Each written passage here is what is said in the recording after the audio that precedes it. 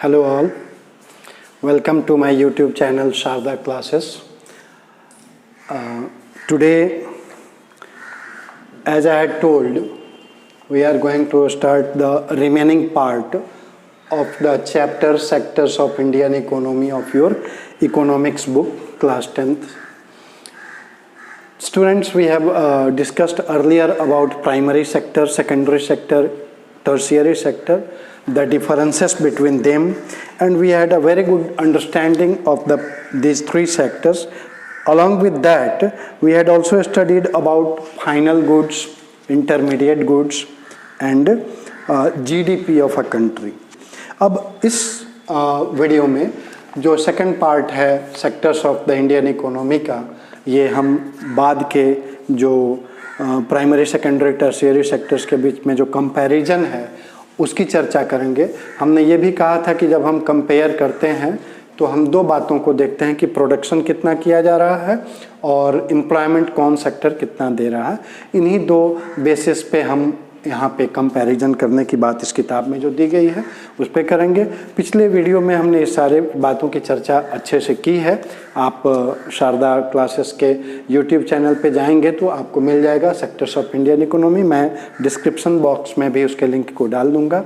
मेरी गुजारिश होगी आपसे कि आप लाइक करें, सब्सक्राइब कर लें चैनल को, ताकि आगे आने वाले वीडियोज आपकी सहायता के लिए मैं जब डालूँ तो आपको उसका नोटिफिकेशन मिल जाए। There are three sectors, and earlier in the beginning of the economic development of any country, primary sector was the most important. After that, secondary sector rose in importance. These days, the tertiary sector has become the most important sector of economy.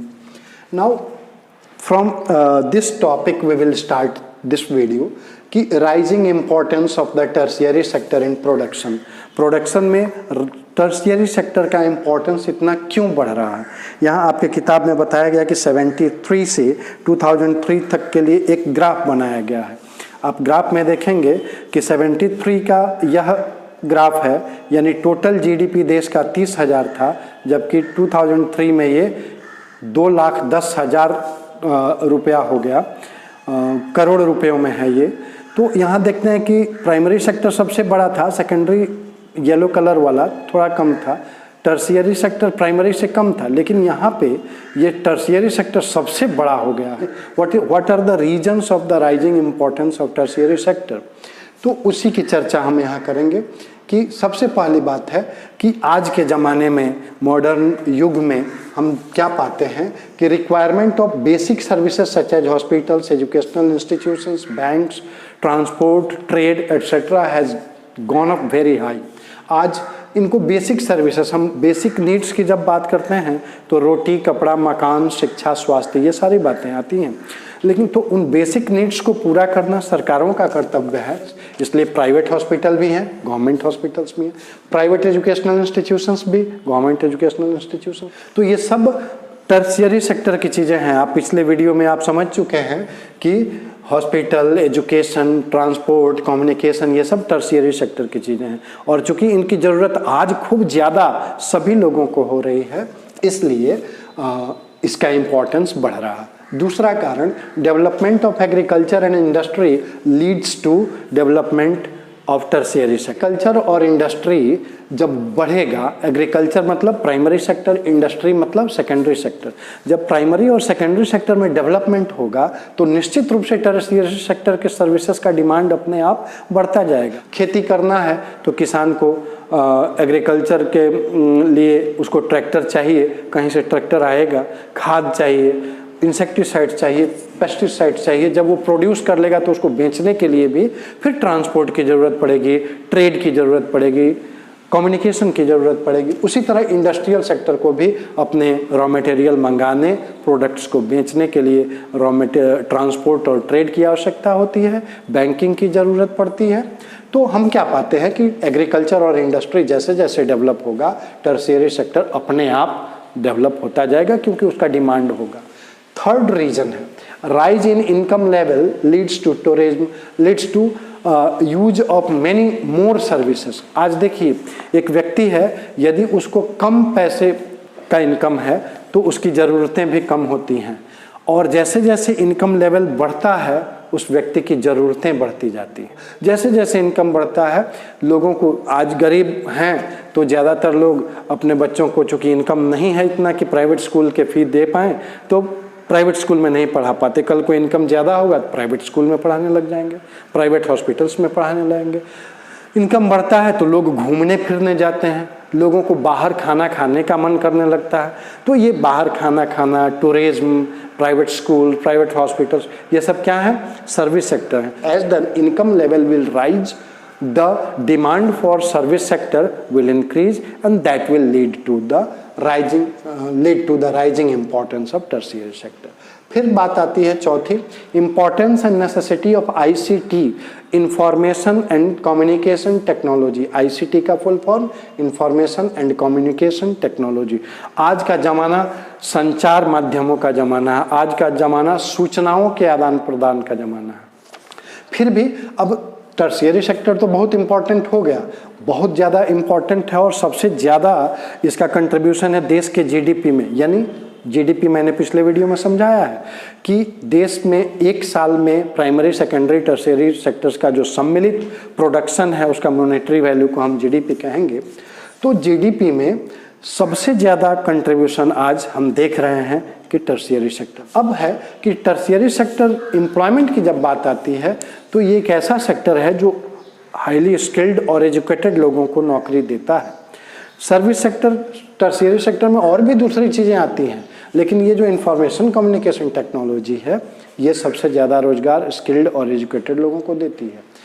और बहुत सारे ऐसे लोग हैं जो odd jobs में हैं, जो रिक्शा खींचने का काम करते हैं, अब ई रिक्शा चलाते हैं, स्ट्रीट वेंडर्स का काम करते हैं, छोटे मोटे दुकान चलाते हैं, तो वो उसमें इसलिए लगे हुए हैं। ऐसे बहुत सारे लोग हैं इसलिए लगे हुए हैं, दो दे अर्न अ लिटिल, उनको इनकम कम होता है लेकिन चूंकि अल्टरनेटिव नहीं है इसलिए वो उसी में लगे हुए हैं।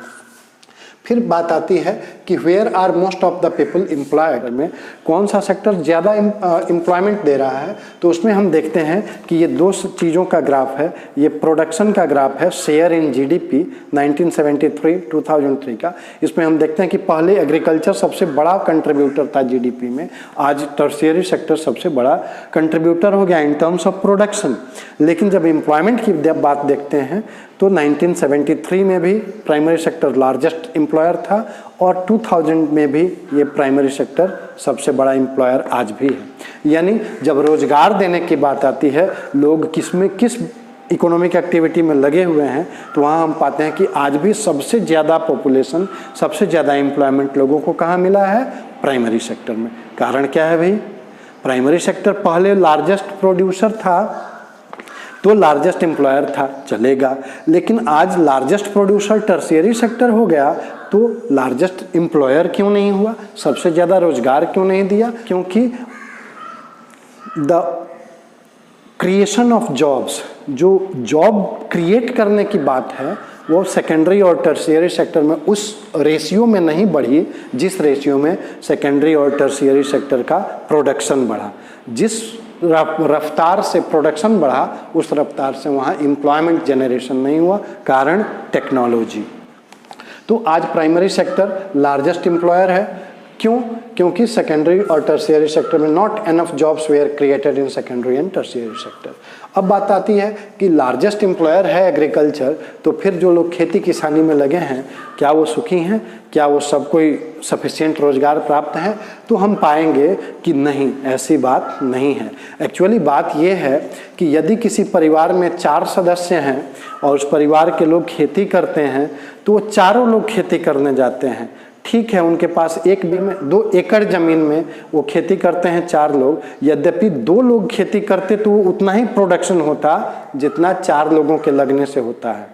प्रोडक्शन उतना ही है, चाहे 2 लोग करते तो होता या 3 लोग कर रहे हैं या 4 लोग कर रहे हैं, लेकिन लगे हुए हैं चारों आदमी।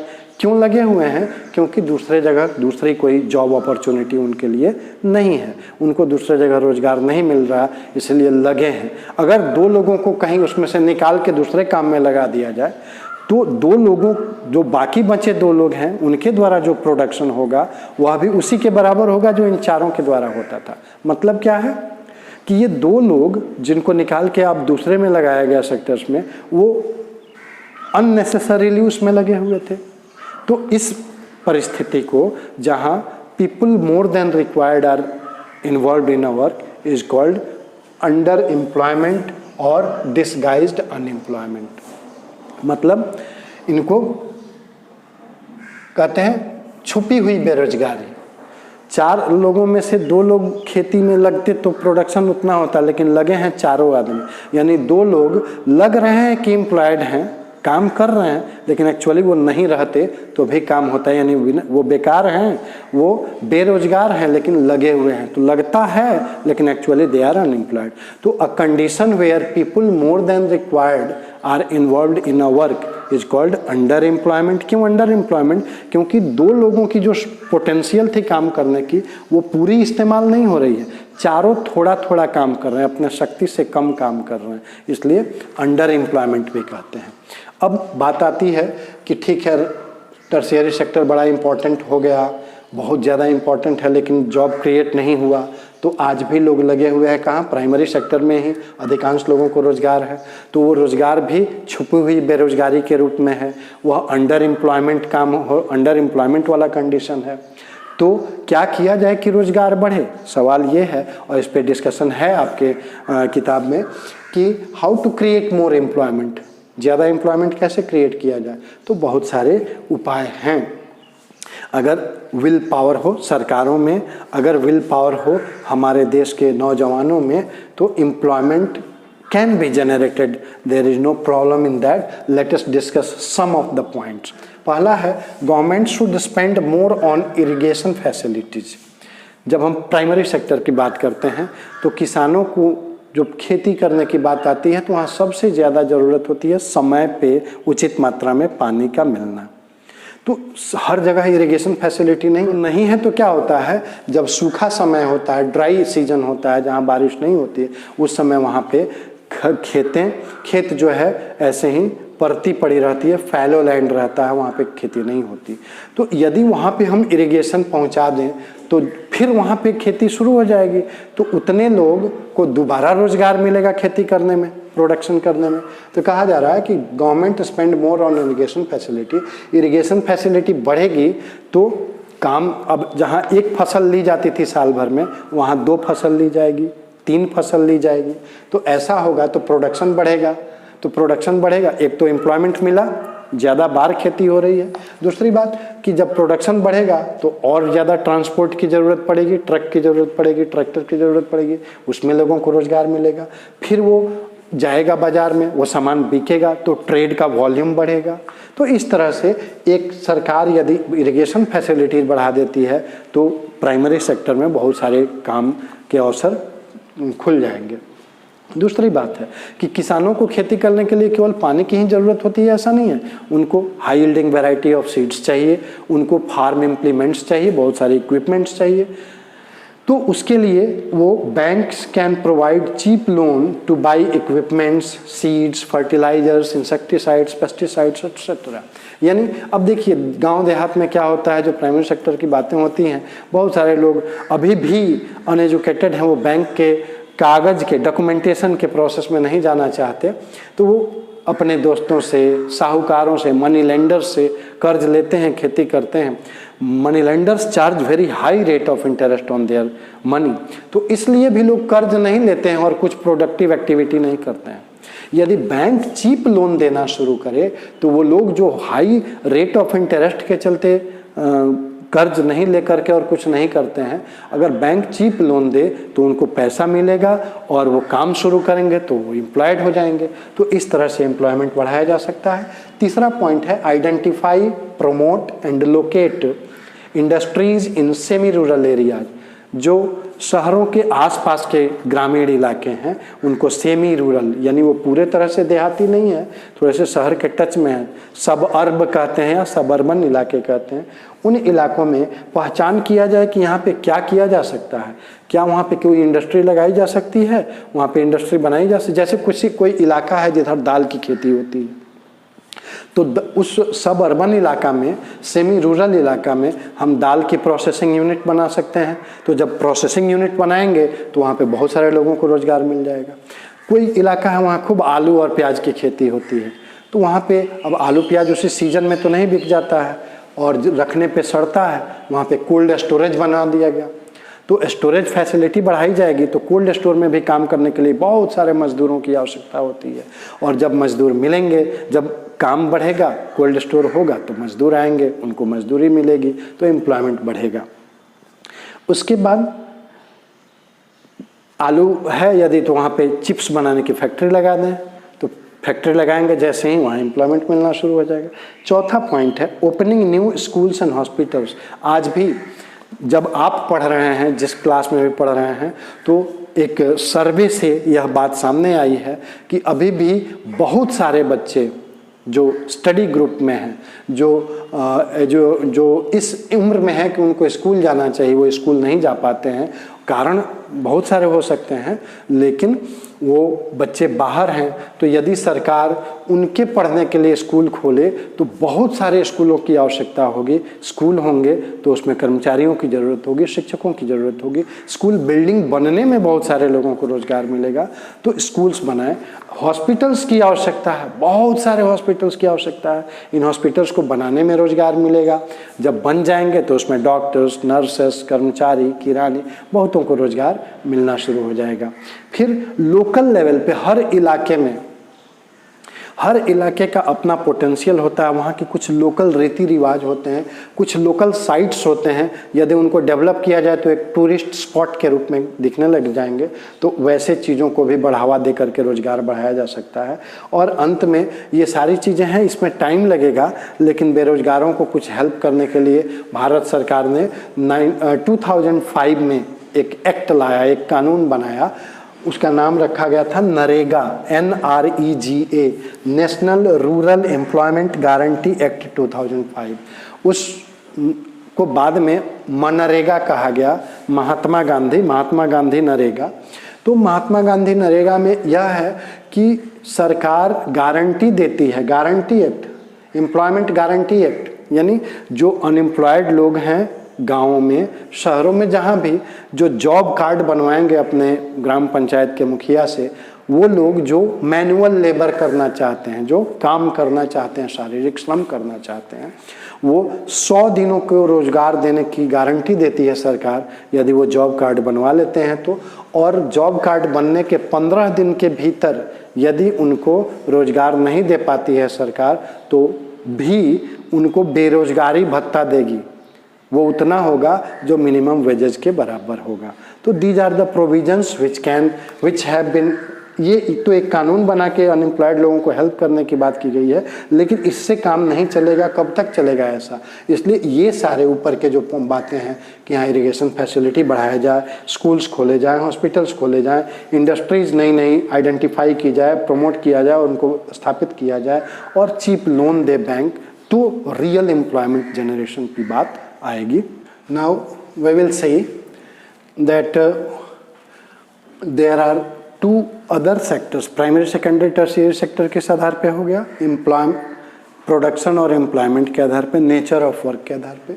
फिर हम देखते हैं यहाँ ये भी एक नेचर ऑफ वर्क के आधार पे थोड़ा सा दूसरा क्लासिफिकेशन है, organised sector and unorganised sector. ये ऑर्गेनाइज्ड और अनऑर्गेनाइज्ड सेक्टर क्या है कि these are the sources of employment, कि कहाँ पे हम काम करते हैं। तो बहुत सारे ऐसे संस्थाएं हैं, ऑफिसेस हैं, इंडस्ट्रीज हैं, बहुत सारे ऐसे इंटरप्राइजेज हैं जो सरकार के द्वारा रजिस्टर्ड हैं और वो सरकार के द्वारा टाइम टू टाइम बनाए गए नियम कानूनों का पालन करते हैं, और यदि वो नहीं करें तो उनके साथ सरकार सख्ती बरतेगी। ये बड़ी बड़ी संस्थाएं होती हैं, बड़ी बड़ी कंपनियां होती हैं, बड़े बड़े इंटरप्राइजेज होते हैं। और अनऑर्गेनाइज्ड सेक्टर क्या है? जैसा नाम से ही अर्थ महसूस हो रहा है कि they are not registered with the government. ये स्मॉल एंड स्कैटर्ड यूनिट्स हैं, ये कहीं कहीं खुली हुई दुकानें हैं, कोई छोटी सी इंडस्ट्री है, वो अपने से खोल लिए, अपना काम करा रहे हैं, लोगों को रख लिया, उनको रोजगार दे दिया, मन मुताबिक वेतन देते हैं, अपने मन से, और जब चाह रखा जब चाह निकाल दिया। तो इनमें बहुत सारे अंतर हैं, इन्हें डिफरेंसेस को जान लेना हमारे लिए सबसे ज़्यादा ज़रूरी है। जैसे आपके इस किताब में एक कांता और कमल का एग्जाम्पल दिया गया है। कांता ऑफिस में काम करती हैं और कमल एक शॉप पे काम करता है। देखिएगा कि ऑर्गेनाइज्ड सेक्टर में जब भी कर्मचारी रखा जाता है काम के लिए, एम्प्लॉय को रखा जाता है, तो एम्प्लॉय को एक अपॉइंटमेंट लेटर दिया जाता है जिसमें सारे rule regulation, terms and conditions होते हैं। अनऑर्गेनाइज्ड सेक्टर में कोई व्यक्ति किसी दुकान में काम मांगने जाता है, पूछ रहा जाता है कि काम पे रहोगे? हाँ रहूँगा, तो आ जाओ, कल से आ जाना, बस हो गया उसकी नौकरी लग गई। उसको ना कोई लेटर मिलेगा, ना कोई अपॉइंटमेंट लेटर मिलेगा, ना टर्म्स एंड कंडीशंस रहेंगे। तो क्या होता है वहाँ पे ऑर्गेनाइज सेक्टर में फिक्स्ड वर्किंग आवर्स होते हैं। अगर 10 बजे जाना है, 4 बजे आना है, 8 घंटे की ड्यूटी है, 8 घंटे, अगर 8 बजे जाना है और 4 बजे आना है तो 8 घंटा, 9वां घंटा नहीं होगा।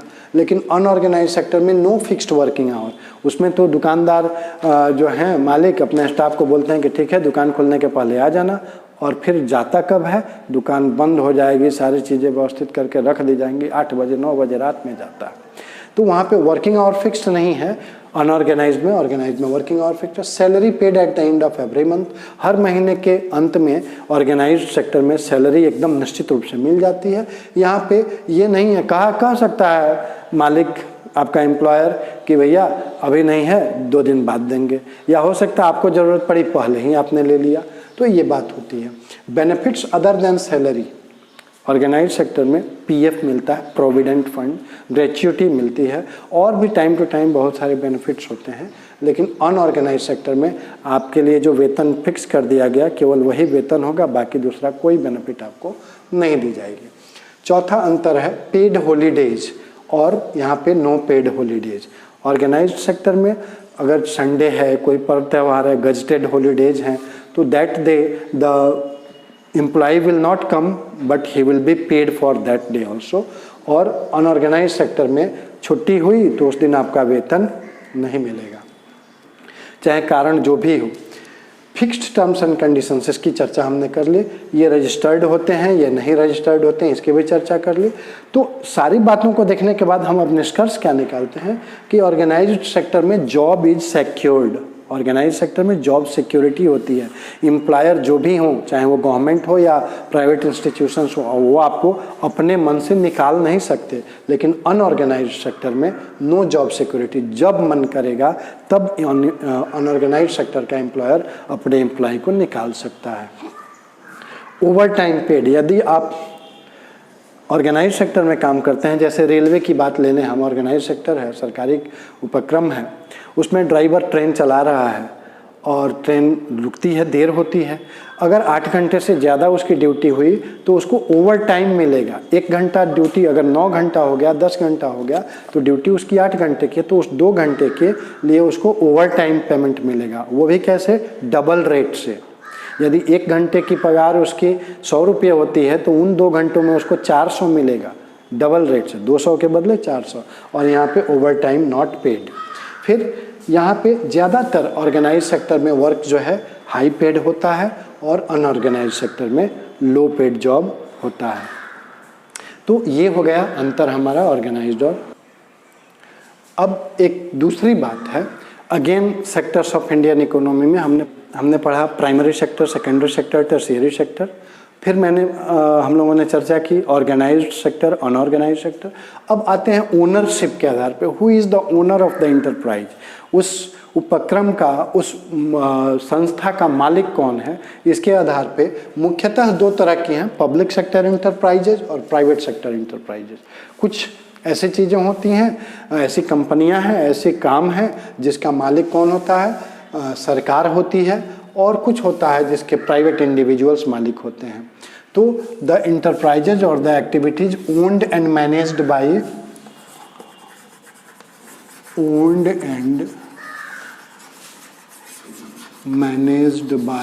द गवर्नमेंट, इसकी मालिक कौन होती है, मैनेजमेंट कौन करता है, डिस्ट्रीब्यूशन कौन देखता है, सरकार। जैसे इंडियन रेलवेज,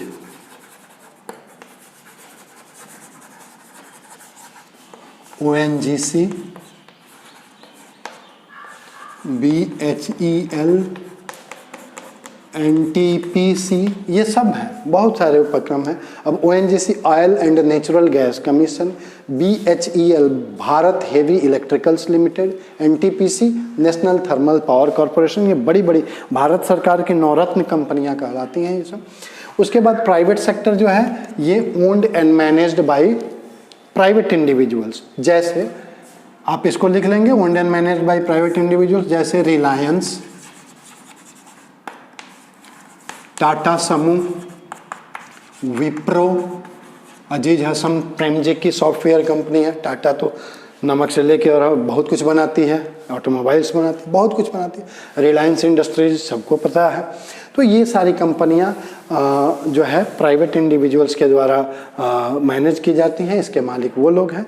अब एक आता है ज्वाइंट सेक्टर। तो ज्वाइंट सेक्टर क्या है, जिसमें पब्लिक और प्राइवेट दोनों की पार्टनरशिप होती है।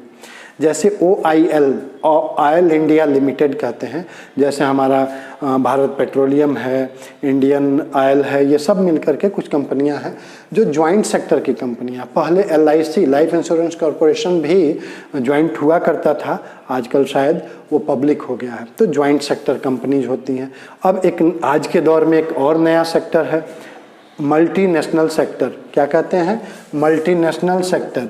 तो मल्टीनेशनल सेक्टर क्या है, जो मल्टीनेशनल कंपनियां हैं, आजकल तो ज़्यादातर यही हो गया है ग्लोबलाइजेशन के बाद, MNCs। ये MNCs जितने भी हैं वो मल्टीनेशनल कंपनियां कहलाती हैं।